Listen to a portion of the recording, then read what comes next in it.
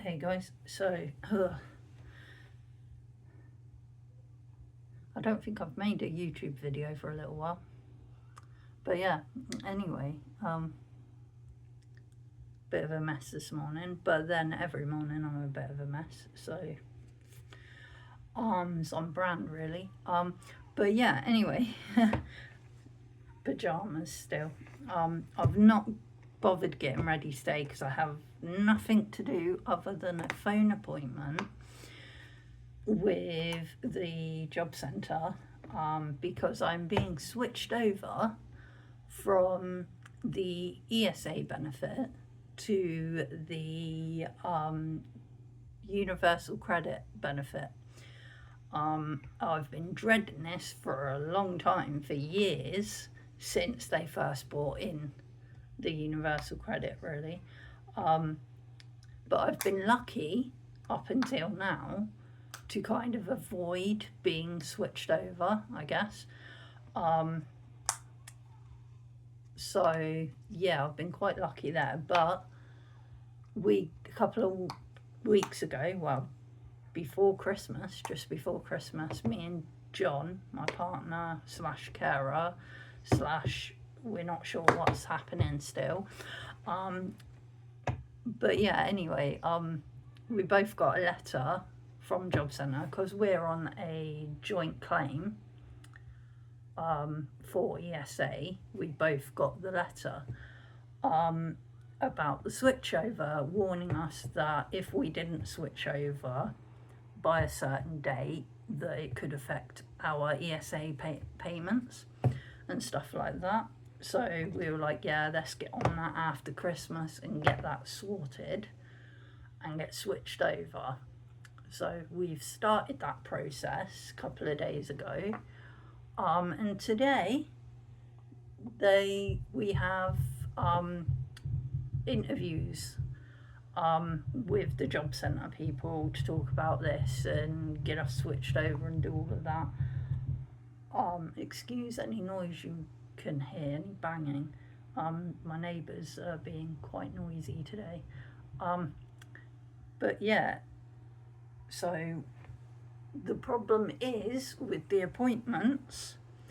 Now, if it were me making the appointments, if I were a job centre advisor and I saw these two people come across my desk and I was like, disabled person and their carer slash partner, I want to switch over, they're on a joint claim, they need to switch to another joint claim, I know I'll give an appointment on the same day at the same time, so I can deal with both of them at the same time. And that way the carer will be there to help the disabled person.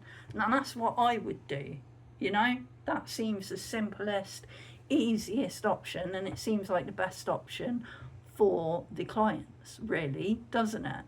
But no, Job Centre decided, yes, they're going to give us an appointment on the same day, but they've given me a phone appointment for later this afternoon, and they've given John an in-house appointment. So basically he has to go to the job centre and his is earlier in the afternoon.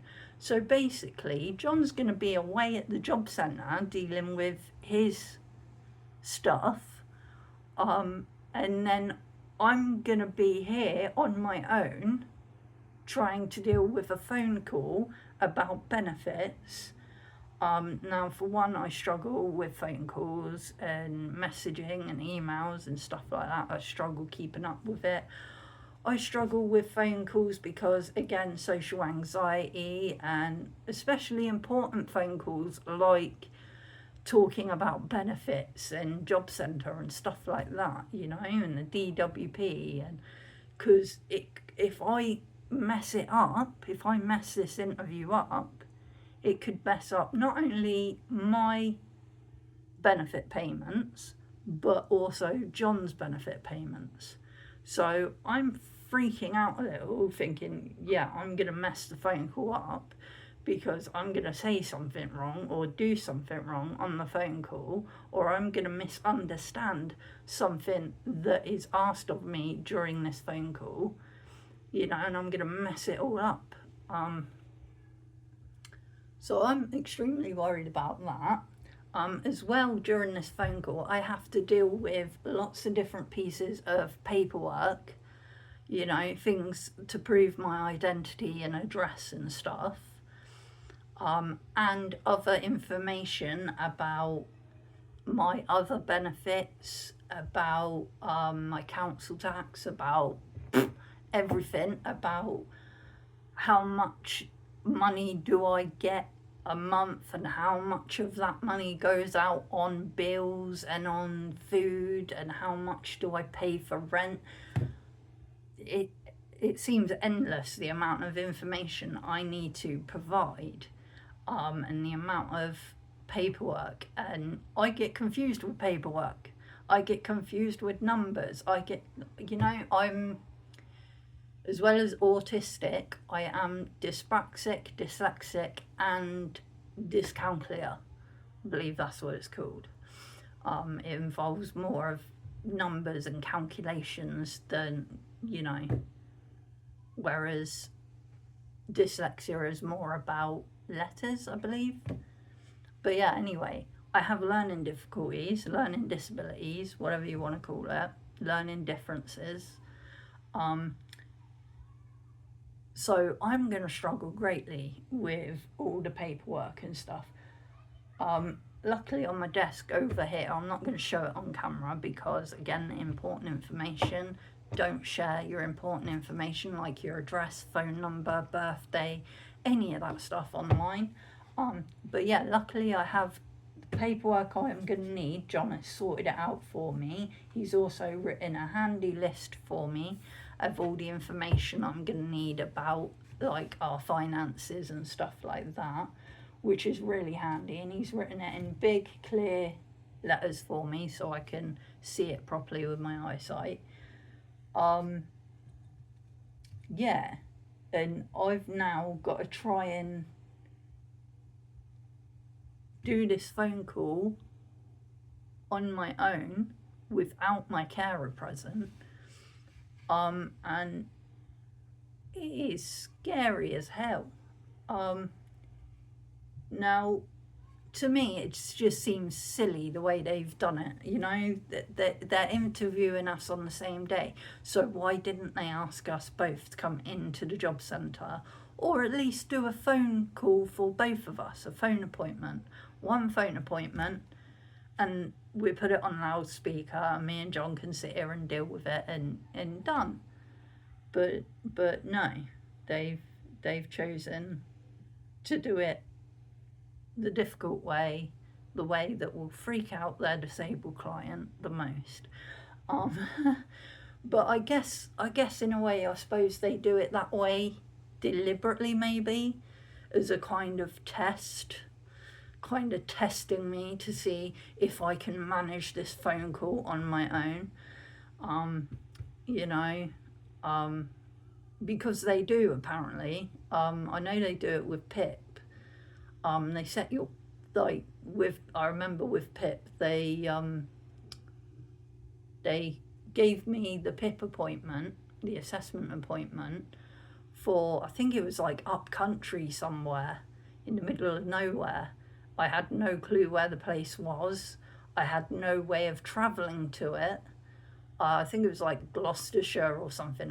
I'm down in Southampton, UK, and they wanted me to go up to like I don't know, Gloucestershire or somewhere near Scotland or some crap. So I was like, yeah, that's not happening. That's not possible. One, I have no money. Two, I do not drive or have a car. I do not know anyone that can drive me up there. I rely on public transport. Also a wheelchair user. So, yeah, I know they do that with Pip. They do that deliberately because they want to see if you or your carer will ring up to change the appointment. They did that to me. So, with the PIP, and I said to John, yeah, we're not going to be able to do that. Ring them up and change the appointment, which we did, and they changed the appointment with no problems. So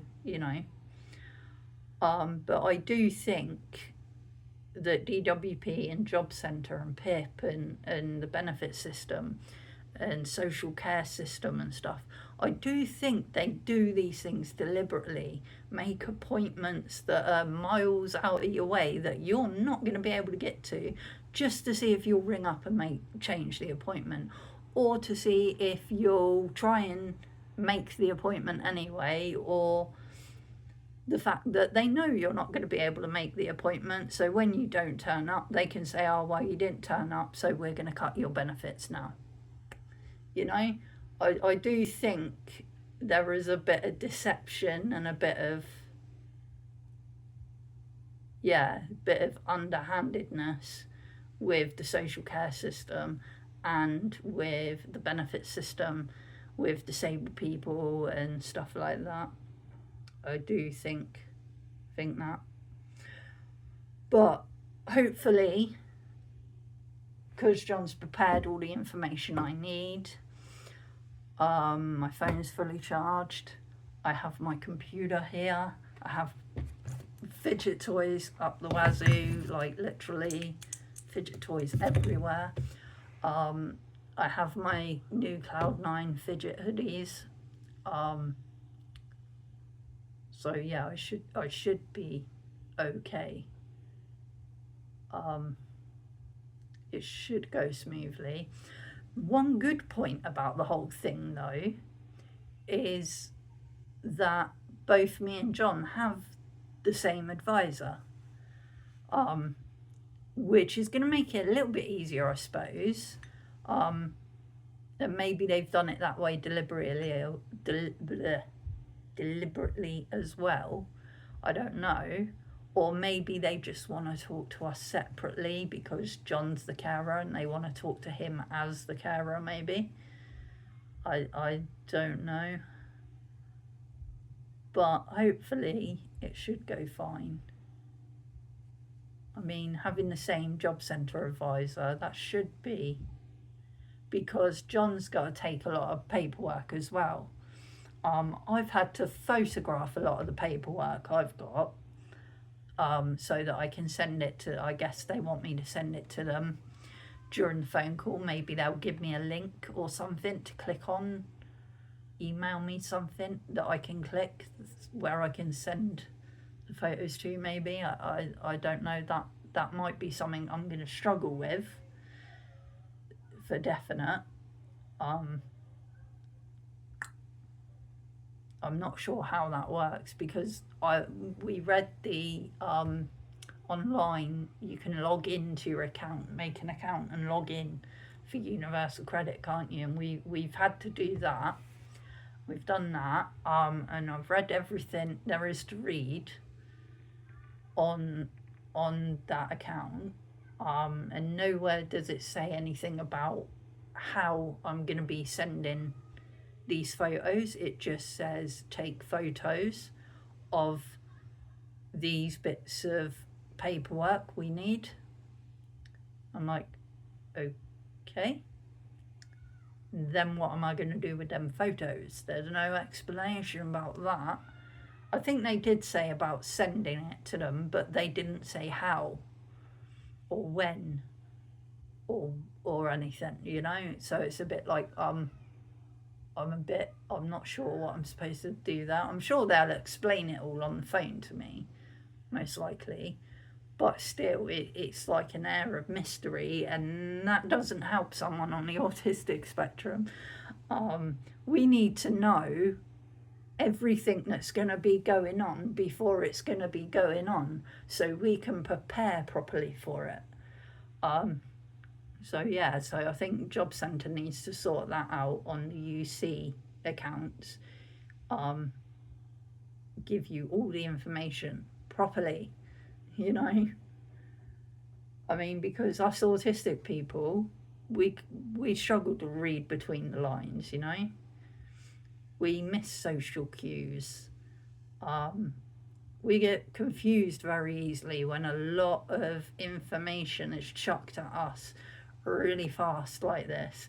We're a bit like, oh my God, and we freak out, and it could cause a meltdown.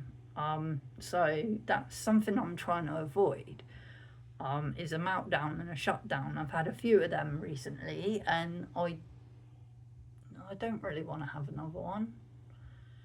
But I feel like I'm gonna by the end of today.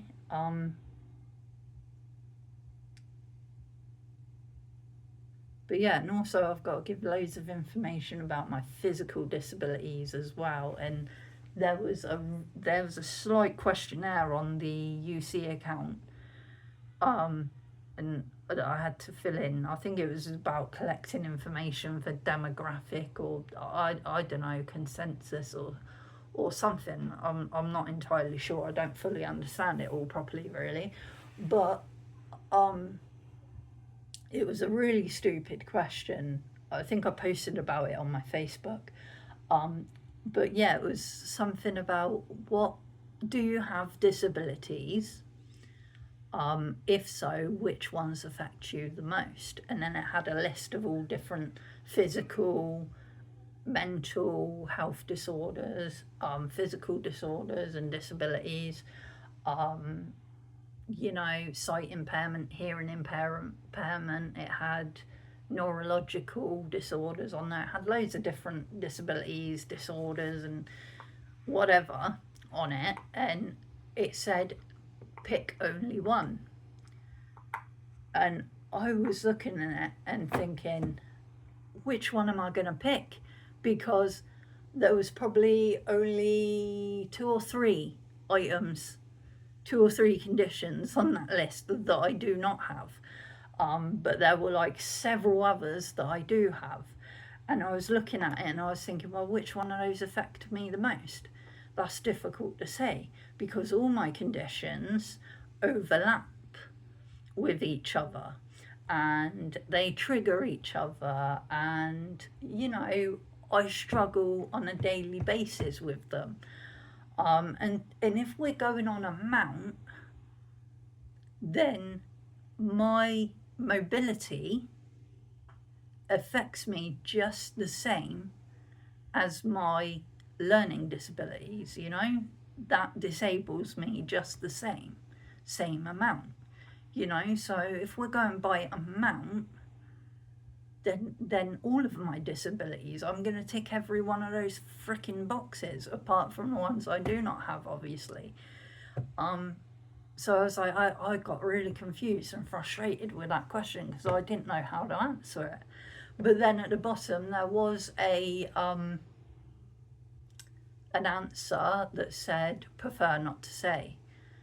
So I was like, well, I'll just click that then and be done with it. And then I was like, but now I've clicked that, now I'm anxious that the fact that I've clicked that will now mean that my disabilities will not be taken into account during this assessment, UC assessment or whatever, and during the decision-making process, I'm anxious that they're not going to take it into account now. I'm sure they will, but still, questions like that, asking to people with autism or mental health issues, anxiety, with learning difficulties, asking questions like that and asking them to answer in that way, you're causing damage there. I near enough had a panic attack yesterday when reading that question and trying to answer it. You're not helping your clients with questions like that. You're causing them more harm. And I thought the point of a job centre was trying to help people get back into work. Not freaking them out so much that they don't want to go back to work. But yeah, hello, John. I'm off. Yeah. Off to my appointment. Good luck. Good luck, soldier.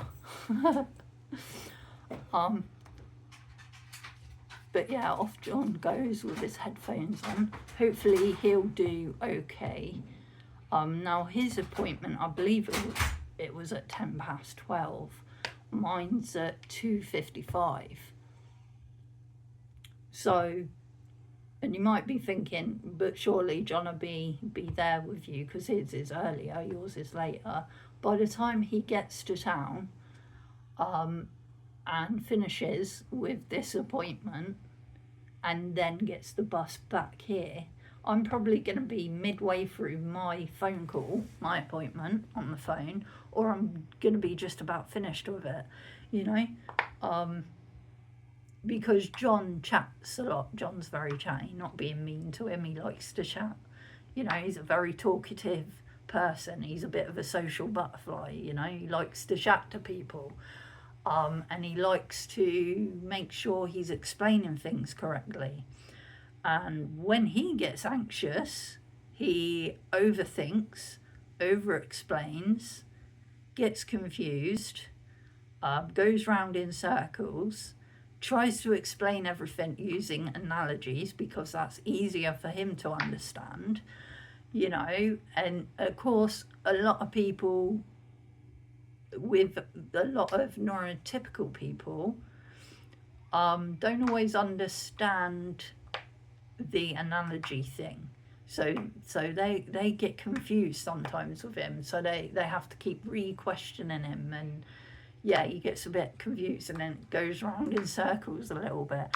So any appointment like this for John takes longer than it should. So if it's an appointment that should take half an hour, it's most likely going to take an hour, you know. Not being mean to John there, that's just how his neurodivergence affects him, you know.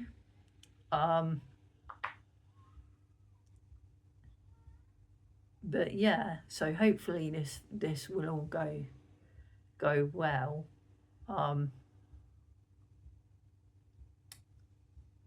I don't know. I think for the moment though, because my appointment is coming up quite fast, I am gonna go probably make a cup of tea and take some meds, and I have some CBD as well left over from last night. Last night I used what was it? The Lefoclox Moon Rocks. So the Lefoclox Moon Rocks have about 50% CBD. And I had a 2 milligram bag of it last night, and I've still got a little left in my herbalizer, my vaporizer. So I'm probably gonna have that with my cup of tea in a minute to try and like calm my mind a little bit, and calm the anxiety. Yeah, and then I'm gonna relax a bit before this appointment. So thanks for watching, guys. I will update you on what's happening. If you want any updates, go add me on Facebook if you've not already, or follow me on Facebook. I do a lot of posts on there recently. I've made a lot of reels on there recently. I did a poetry reel yesterday, so if you're interested in some bad poetry, there you go. So yeah, go check my Facebook out. But yeah, thanks for watching, guys. I shall see you later. Bye bye.